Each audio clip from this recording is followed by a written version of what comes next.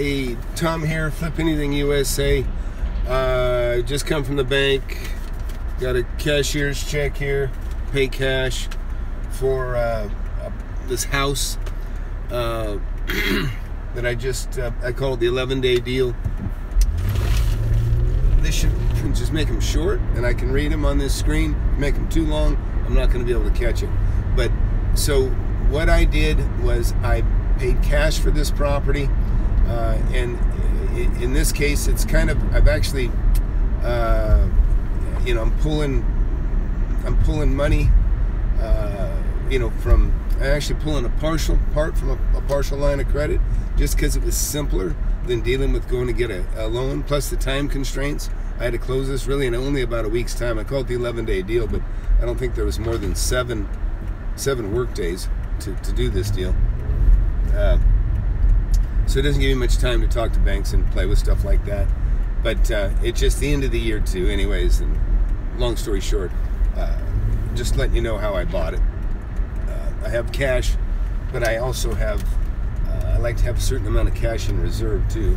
It's not necessarily a ready line, but when you do get to that stage where, you know, you have lines of credit and you can get money just on a promissory note, or you have people that'll loan you money, it's always convenient. It's always good. So also don't forget, you got a free app. Send me your email. Send me an email at tom@flipanythingusa.com, and I'll just put, you know, Android or iPhone inside the subject line. You can drop me a note too. It's always nice. You guys have been sharing some of your deals with me and what you're working on. I like hearing that. So in this case, it's funny too, out where I'm going right now, it's where I actually made about, I don't know, $2.5 million on a land deal. And last time I saw it, the roads were being paved, but there should be 180 homes on it right now, are well underway. So if I got time, I'll drive through there too. It's a world of difference now, I'm sure. You know, I'm not all that curious to go back and look at properties that I've owned. You know, I'm not. I just don't really look back, I guess. And you know, even when somebody's buying from me, a lot of times they want to tell you, hey, I'm going to do this and this and this. And I'm polite to listen to anybody on some things, but a lot of times when they're talking land and they're trying to explain everything they want to do, what they're doing is they're trying to get you involved, or they want to, you know, they want you to own or carry, and sometimes that means making the money they owe you subordinate to the money that they may borrow from the bank, which is absolutely crazy. Never do that. Never let anybody put you in a second position on your land that you're selling to them, and you're basically letting them borrow money against your property. Horrible idea. Never let anybody do that. I can't even believe they offered the proposal. I laughed when I've seen it. And anyways, but when I sold this one, these guys were real. They paid cash, and man, they got on it. They got on it, and they developed this thing. In fact, one of the reasons that made my property so valuable is right after I bought it, I rezoned it for 24 units per acre. I zoned it for apartments, and so now when they wanted to come back and put houses, you know, they always like houses in general better than apartments. So it was very easy for him to get what he wanted, which he wanted to do what we call kind of micro housing. That's my understanding. I didn't get too much into his details of the deal, but he basically got the okay to give up the apartment zoning in favor of you know, these like small homes on smaller lots, and I'm sure it penciled well for him. So that's what he did. So, you know, it actually brings me to something. When you're buying a property from somebody, less is more. I mean, if you have to talk them into making a deal with you, or if you need to buy some time, then that makes a lot of sense. And I'm going to do a specific video here pretty soon. You're going to see me start calling these whiteboard videos, and I'm going to do more board videos. What I needed is, I found out I needed a fatter marker on my whiteboard so that the camera could see it more easily. And so when I get that, I'll be doing more whiteboard videos. Should be in from Amazon hopefully today. But back on that, what I was going to say is one of the things I'm going to talk to you about is buying a property, but using it through a device called a contract for deed. It's where you basically agree to buy the property. You pay them for it as if you're making payments, but they hold the note, but they also hold the deed, because today they have what you call alienation clause, also known as a due on sale clause, which you no longer can just assume a note. If it's been financed by a bank, they all have an alienation clause and a due on sale clause. It's a shame, but that's how it is. It makes it, because it used to be I could buy properties, and a lot of the loans, they didn't have that due on sale clause from the person I'm buying it from, so they could just very easily take a second, and I could assume their first that was being held by a bank, and just like it was as easy to close as what I'm doing right now, paying cash. When you pay cash, there's no banks, there's nobody to hold up your deal and talk to you, ask you questions, and need one more thing. You don't have to pay for private mortgage insurance, obviously, because you're paying cash for it, which if you don't know it, you'll see PMI as a term you'll see, and that means private mortgage insurance.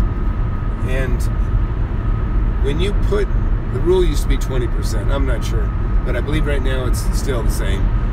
When you buy a property and you get it financed, if you put down less than 20% when you buy a property, then the banks are going to want you to have a insurance plan in place, which means if you stop, I don't even know if it's you stop making the payments or if you die, but the bottom line is it's mortgage insurance. It ends up raising your, you might end up spending another $50, $100 a month to have this insurance policy.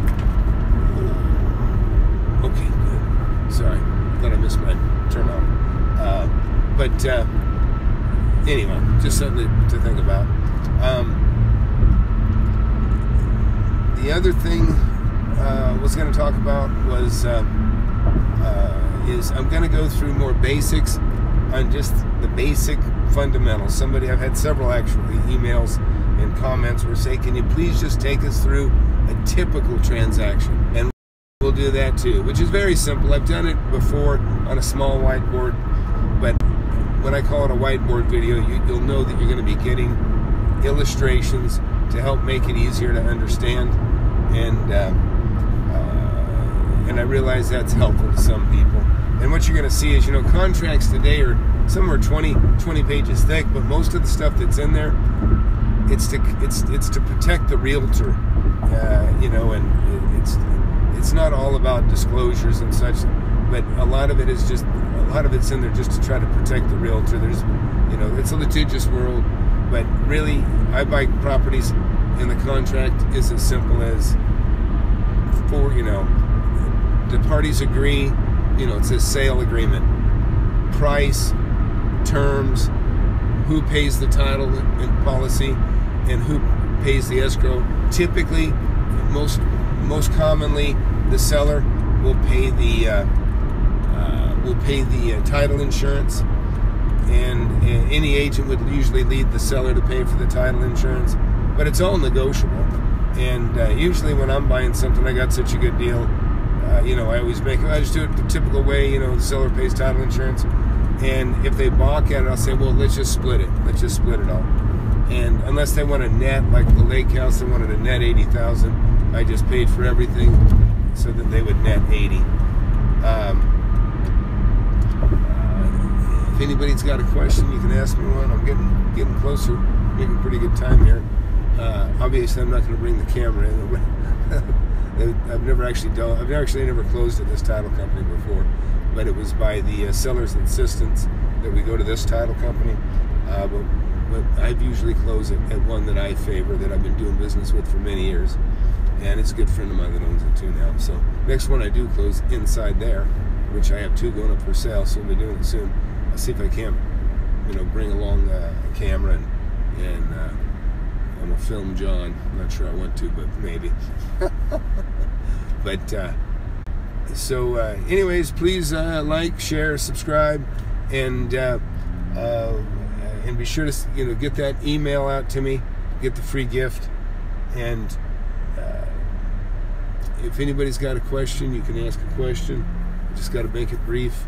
Now if I was buying this with a loan, they would be looking at 16 or 17 different tax returns that I have. Now, if it was typical before I had so much, then they would just be scrutinizing my one tax return.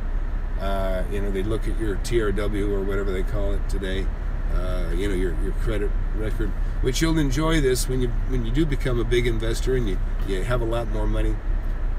Your personal TRW score, or whatever they call that now, your credit score, it almost doesn't matter. But the commercial lenders, they don't care about doctor bills. They don't care about. They care about that you make your payments on time on your loans. But that's really all they care about. I've had a couple doctor bill disputes that I just say, I'm not even going to pay it. Forget it. Am I having fun? I'm always having fun. Like I say, it's just fun driving here because, I drove out here 20 years ago, and as a result, I made $2.5 million. So it always puts a smile on my face coming out here. I got to say, the community out here where we're driving into actually shaped up a little better than I'd ever expected. So, I'm glad for the guys that bought my property, and, I'm more,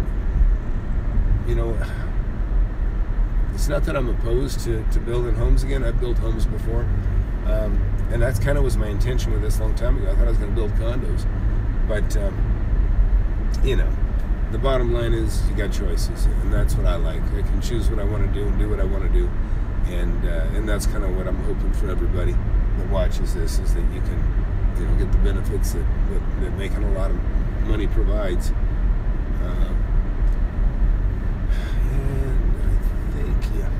I don't have my maps on, so I gotta kind of keep an eye out for this place that's coming. But we got a ways out.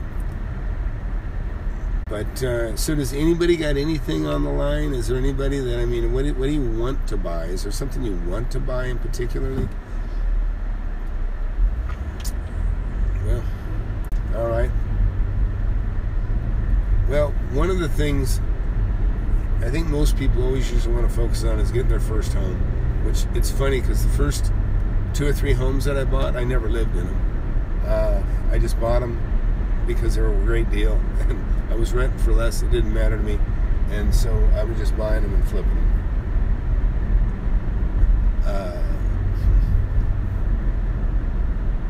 And I think I'm gonna have to kill it here because I'm starting to not know where my location is. So I'm gonna call it quits right now. So FlipAnythingUSA, be sure to get the app, and by emailing me, I'm gonna give out 1,000 of them, of both iOS and Android. Android is done and ready, but I'm not gonna hand it out till I hand out 1,000 of them.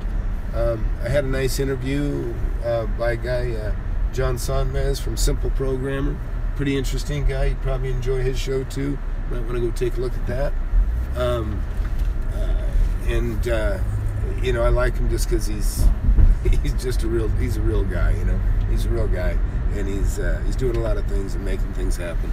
So anyways, I'm gonna call it quits for now, guys, and because I gotta go close this deal. Maybe I'll check back in when I'm done. Thanks. FlipAnythingUSA. Please share, subscribe, and like my videos, please. It helps. Thanks.